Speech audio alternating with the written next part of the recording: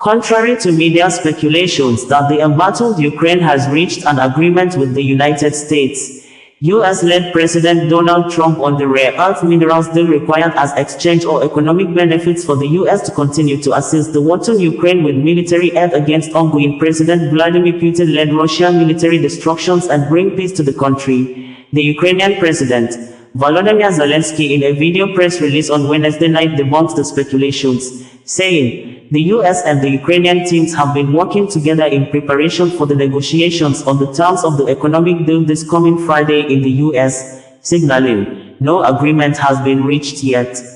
Zelenskyy in the video press release emphasized that for any meaningful peace deal to be reached, Europe must be involved in the negotiations and the peace deal must guarantee Ukraine territorial security from future Russia invasions and encroachments.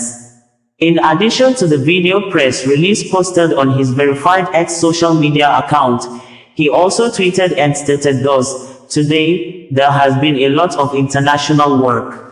Our teams are working with the United States as we prepare for negotiations this Friday, the agreement with the US.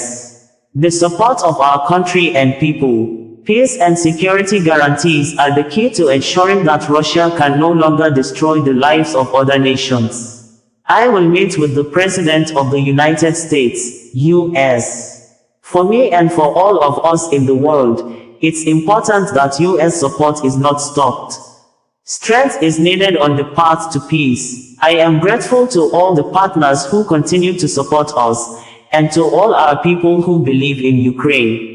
Some international news agencies had reported on Wednesday that the Ukraine and the US have reached an agreement on a framework for a broad economic deal that would include access to Ukraine's rare earth minerals, three senior Ukrainian officials said Tuesday, according to one of the world news networks.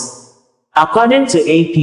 the officials, who were familiar with the matter, spoke on the condition of anonymity because they were not authorized to speak publicly. One of them said that Kyiv hopes that signing the agreement will ensure the continued flow of US military support that Ukraine urgently needs. The agreement could be signed as early as Friday and plans are being drawn up for Ukrainian President Volodymyr Zelenskyy to travel to Washington to meet President Donald Trump, according to one of the Ukrainian officials. Another official said the agreement would provide an opportunity for Zelenskyy and Trump to discuss continued military aid to Ukraine, which is why Kyiv is eager to finalize the deal. Trump, speaking to reporters in the Oval Office, said he'd heard that Zelenskyy was coming and added that, "It's okay with me, if he'd like to, and he would like to sign it together with me." Trump called it a big deal that could be worth $1 trillion. It could be whatever, but it's rare earths and other things.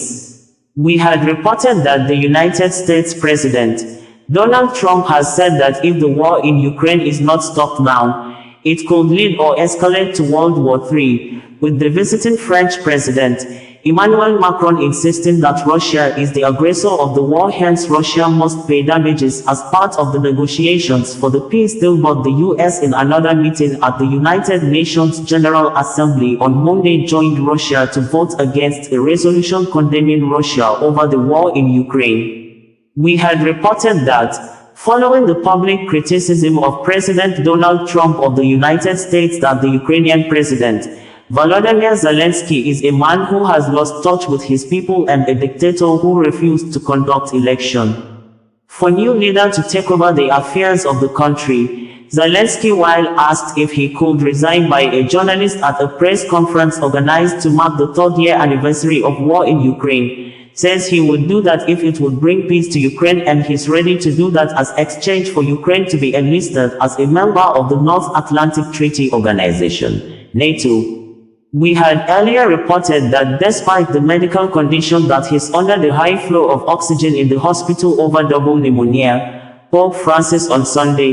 on the eve of the third-year anniversary of the war in Ukraine launched by President Vladimir Putin-led Russia government, called on everyone in the world to remember victims of the war in Ukraine, describing the war, which started on February 24, 2022, as painful, shameful for all humanity. Previously, we reported that the Ukrainian President, Volodymyr Zelenskyy has continued his phone conversations with world leaders with a video and written press statement on Saturday saying that the world leaders must ensure that the Russian President Vladimir Putin is not allowed to deceive the world again, insisting that Putin has used Russian army, intelligence services and mercenaries over 30 years to bring death to America, Europe, Africa, Middle East, Syria. This, Zelenskyy stated after he began special defense campaign with phone conversations with world leaders following strained relationship with one of the countries that has majorly assisted Ukraine in its defense against Russia since 2022 when the war began, United States, U.S. President Donald Trump, who threatened to stop military aid to Ukraine, claiming that Ukraine started the war it knows it cannot win, calling President Volodymyr Zelenskyy a modestly successful comedian and a dictator that deceived the immediate past U.S. President Joe Biden to commit over $350 billion of U.S. taxpayers' money on a war the North America country will not get any profit in return, with the Ukrainian President accusing Donald Trump of disinformation and saying that Putin-led Russia has intensified attacks and launched massive bomb destructions on Ukraine cities and villages during the week of Donald Trump's outburst. Osas Warton Radio, bringing you the news in a more digital way.